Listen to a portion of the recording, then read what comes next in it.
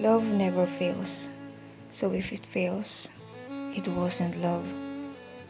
Sabi nila, best feeling daw ang ma-in love. Yung mapapasmile ka na lang pag naalala mo siya. Yung mapadaydream ka na lang pag naisip mo siya. Pero worst feeling ata yung nararamdaman ko ngayon. Na-in love din naman ako. Dun nga lang sa taong hindi kayang ibalik yung nararamdaman ko. Kaya minsan, mapapatanong ka na lang.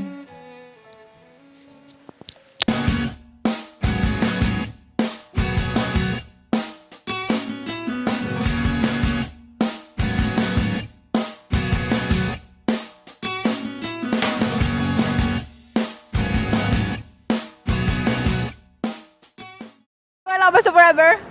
Pinsan. Hindi po. Bakit? Mangiiwan lahat ng lalaki. Sayang na sayang talaga. Bakit tayo niiwan ng taong mahal natin? Minsan para din sa atin yun eh. Kasi meron pang mas deserving kaysa sa kanya. Kung wala ka nang maintindihan, kung wala ka na. Utak o puso? Utak ko. Bakit? Kasi syempre, kapag yung puso yung inaano mo, syempre parang hindi ka na rin nag-iisip doon sa ginagawa mo. Kaya nga nandito yung utak kasi ito yung una. Kesa gumawa ka ng ibang bagay. Wala ka man ngayon sa aking piling, nasasaktan man ang puso't damdamin, mulit-muli sa'yo na aaminin. Sir, niniwala po ba kayo second chance?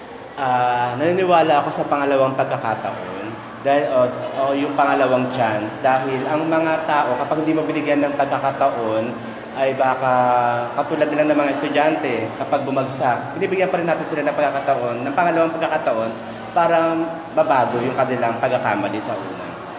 At lahat naman tayo nagkakamali sa una, so pangalawa, may pagkakataon pa para magbago.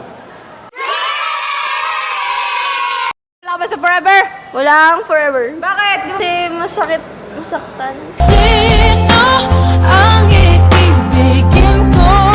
Ikaw bang napangarap ko? Ikaw, Shet, naniniwala ka ba sa second chance?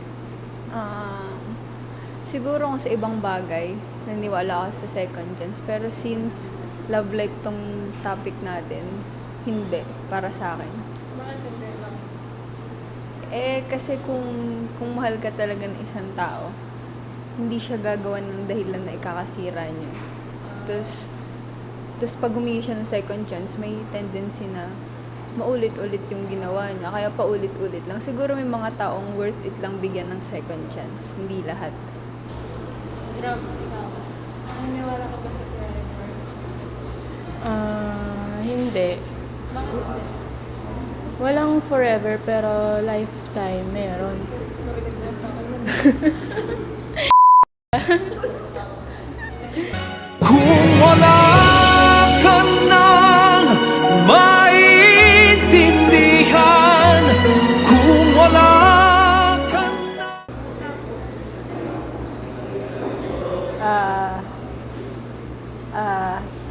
Utak.